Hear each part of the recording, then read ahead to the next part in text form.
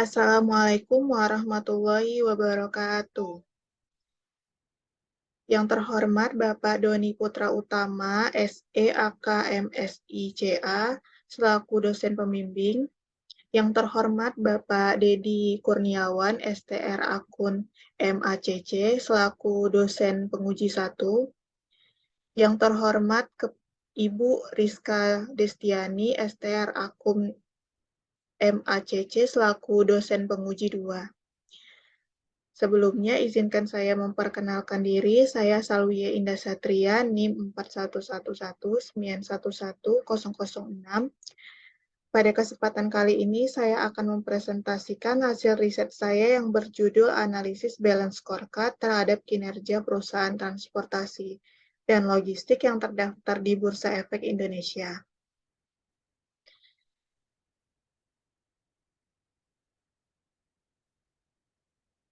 Yang pertama, latar belakang. Pada tahun 2020, pandemi COVID-19 mulai menyebar di berbagai negara di dunia termasuk di Indonesia. Hal ini membuat pemerintah menerapkan pembatasan sosial berskala besar PSBB untuk menekan penyebaran COVID-19.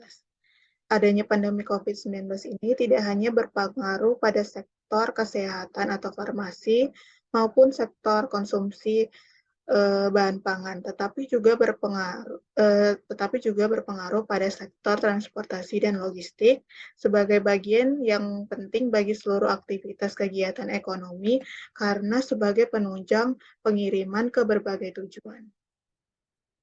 Untuk menunjang lancarnya mobilitas, maka membutuhkan transportasi dan sarana yang handal. Menurut Nugraha tahun 2019, perusahaan atau organisasi dapat memenangkan persaingan apabila memiliki keunggulan yang lebih dibanding perusahaan lain.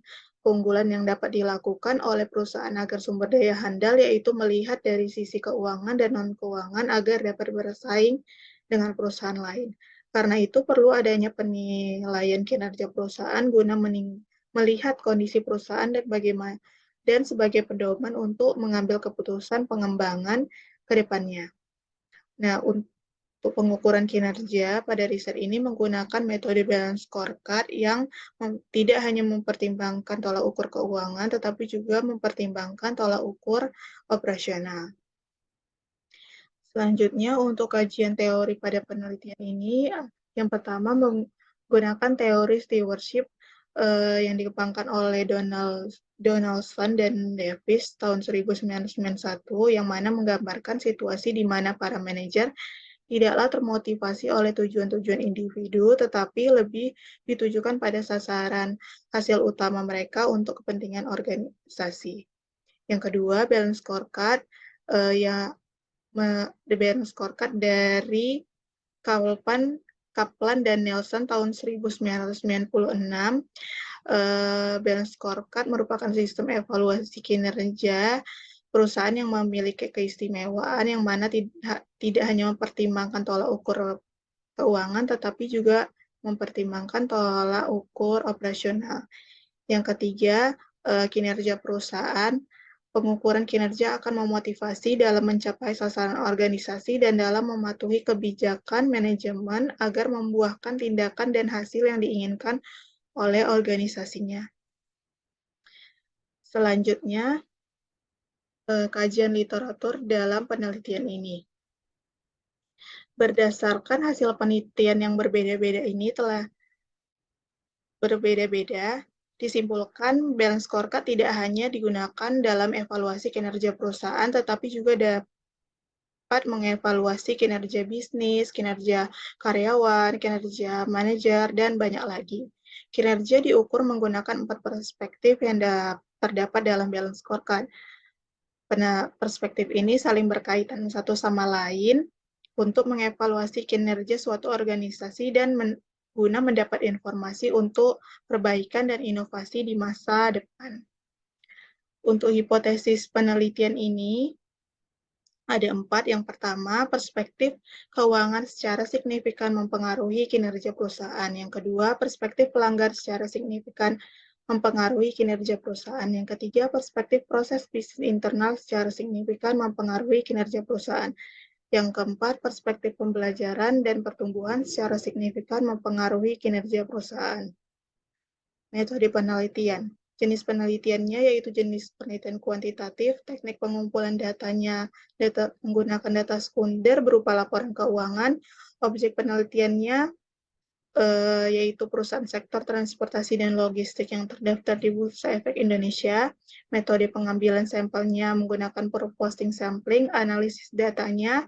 Pertama, penilaian balance scorecard menggunakan rating scale, lalu dianalisis analisis statistik deskriptif dan analisis regresi berganda dengan menggunakan uji asumsi klasik, uji hipotesis secara parsial, uji T, uji hipotesis secara simultan, uji F, dan uji koefisien determinan R-square. Hasil dan pembahasan. Pertama, hasil penilaian balance scorecard menggunakan rating scale. Dari perhitungan kinerja perusahaan, menggunakan metode balance scorecard pada perusahaan sektor transportasi dan logistik yang terdaftar di Bursa Efek Indonesia periode tahun 2017 sampai 2021 memperoleh rata-rata dengan nilai 10 sampai 12. Dapat diartikan perusahaan memiliki kinerja yang cukup baik meskipun penyebaran COVID-19 yang menghambat sementara aktivitas pengiriman. Pada tahun 2019, perusahaan transportasi dan logistik tetap dapat meningkatkan kinerjanya dengan cukup baik. Pada tahun 2018 menjadi tahun yang memiliki kinerja terendah. Berikutnya, statistik deskriptif. Untuk kinerja perusahaan memiliki MEAN sebesar 2,2428, nilai maksimumnya 54,59, nilai minimum minus 5,46, dan standar deviasi sebesar 9,83,607. ROA memiliki MEAN sebesar minus 0,0558, nilai maksimalnya 0,17, nilai minimumnya minus 0,45, dan standar deviasi sebesar 0,1436. ROE mempunyai MEAN sebesar minus 0,357, nilai maksimalnya 5,14, nilai minimumnya minus 13,84, dan standar deviasi sebesar 0,2,70649. Untuk Tato mempunyai MEAN sebesar 0,6421, nilai maksimalnya 2,57, nilai minimumnya minus 0,56, dan standar deviasi sebesar 0,47912. Kas pelanggan mempunyai MEAN sebesar 0,117, nilai maksimalnya 2,21, nilai minimumnya 0,91, dan standar deviasi sebesar 0,54551. Perbandingan laba usaha mempunyai MEAN sebesar 0,2087, nilai maksimalnya 2,67, nilai minimumnya minus 0,56, dan standar deviasi sebesar 0,53211. Tingkat produktivitas karyawan mempunyai MEAN sebesar minus 5,56, nilai maksimal 6,93, nilai minimumnya minus 1,51, dan standar deviasi sebesar 4,02. Berikutnya untuk uji asumsi klasik, uji normalitas.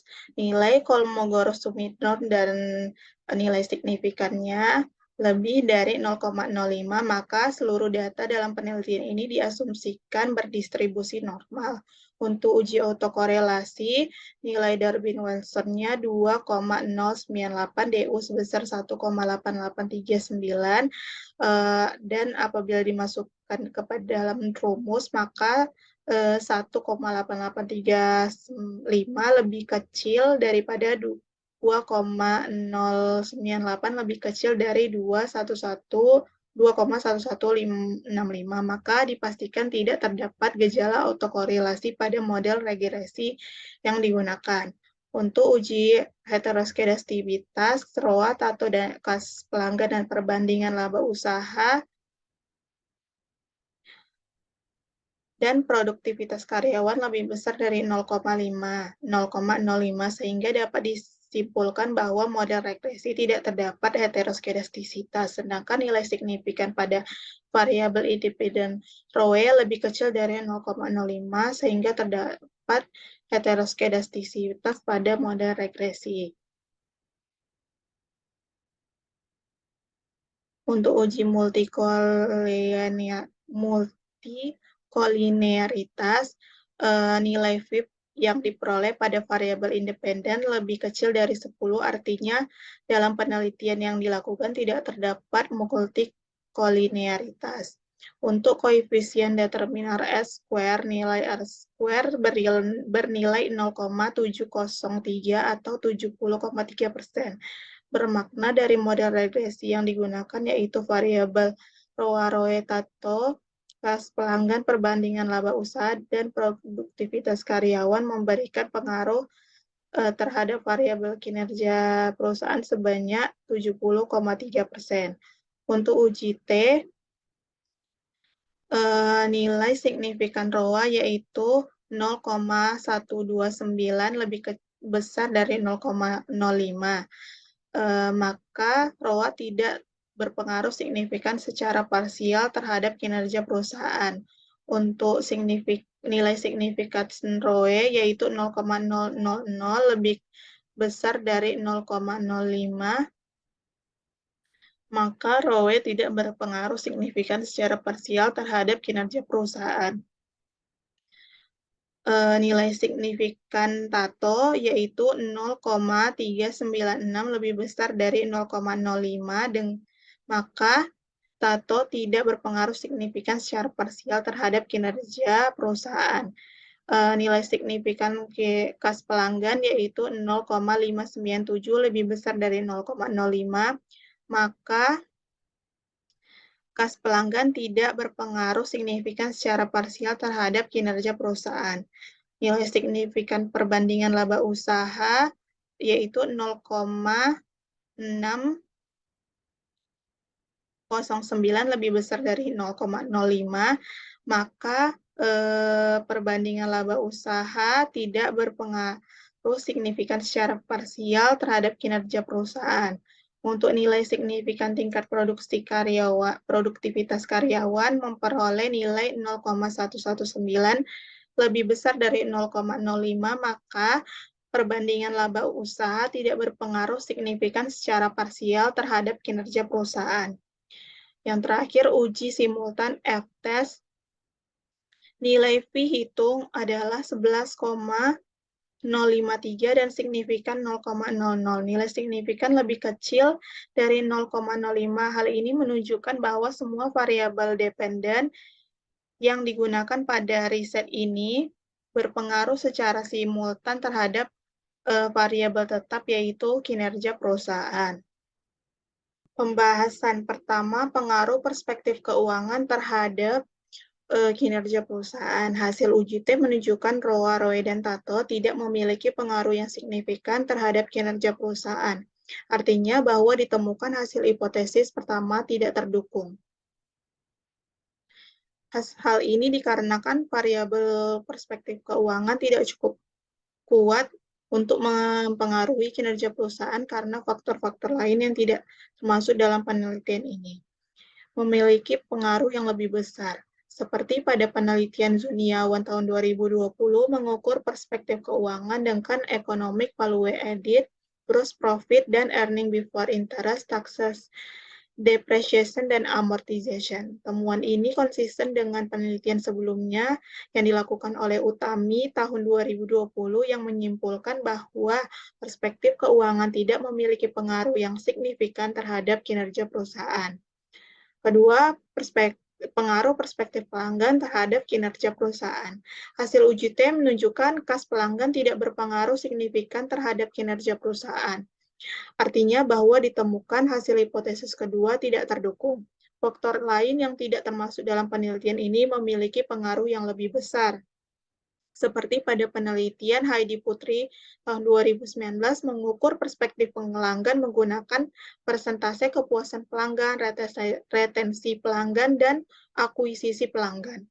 Hal ini didukung oleh penelitian Utami, penelitian tahun 2020, penelitian Ariana tahun 2015 yang menyimpulkan bahwa perspektif pelanggan tidak memiliki pengaruh yang signifikan terhadap kinerja perusahaan. Ketiga, pengaruh perspektif proses bisnis internal terhadap kinerja perusahaan. Hasil uji T menunjukkan perbandingan laba usaha yang perbandingan laba usaha tidak berpengaruh signifikan terhadap kinerja perusahaan. Artinya bahwa ditemukan hasil hipotesis ketiga tidak terdukung. Hal ini dikarenakan fakta bahwa faktor-faktor lain yang tidak termasuk dalam penelitian ini memiliki pengaruh lebih besar. Seperti menurut buku Hansen 2009 mengukur perspektif proses bisnis internal menggunakan perspektif pembelajaran menggunakan persentase perbandingan produk atau jasa baru, kualitas proses, dan efisiensi layanan. Temuan ini konsisten dengan penelitian sebelumnya yang dilakukan oleh Utami tahun 2020, penelitian Ariana tahun 2015, dan Yasin 2016 yang menyatakan perspektif proses bisnis internal tidak berpengaruh signifikan terhadap kinerja perusahaan. Yang keempat, pengaruh perspektif pelanggan dan pertumbuhan terhadap kinerja perusahaan. Hasil uji T menunjukkan tingkat produktivitas karyawan tidak berpengaruh signifikan terhadap kinerja perusahaan. Artinya bahwa ditemukan hasil hipotesis keempat tidak terdukung. Hal ini dikarenakan bahwa faktor-faktor lain yang tidak termasuk dalam penelitian ini memiliki pengaruh yang lebih besar. Seperti pada buku Hansen 2009 mengukur perspektif pembelajaran dan pertumbuhan menggunakan persentase kepuasan pelanggan, pengembangan skill karyawan, dan perputaran karyawan. Temuan ini konsisten dengan penelitian sebelumnya yang dilakukan oleh Ariana tahun 2015 dan Yasin 2016 yang menyatakan perspektif pembelajaran dan pertumbuhan tidak memiliki pengaruh yang signifikan terhadap kinerja perusahaan. Kesimpulan. Pertama, berdasarkan hasil penilaian rating scale Barron's Scorecard, kinerja perusahaan sektor transportasi dan logistik yang terdaftar di Bursa Efek Indonesia periode tahun 2017 sampai 2021 memiliki keadaan yang cukup baik.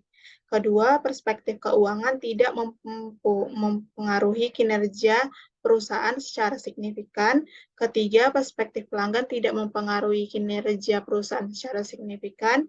Keempat, perspektif proses bisnis internal tidak mempengaruhi kinerja perusahaan secara signifikan. Yang kelima, perspektif pembelajaran dan pertumbuhan tidak mempengaruhi kinerja perusahaan secara signifikan.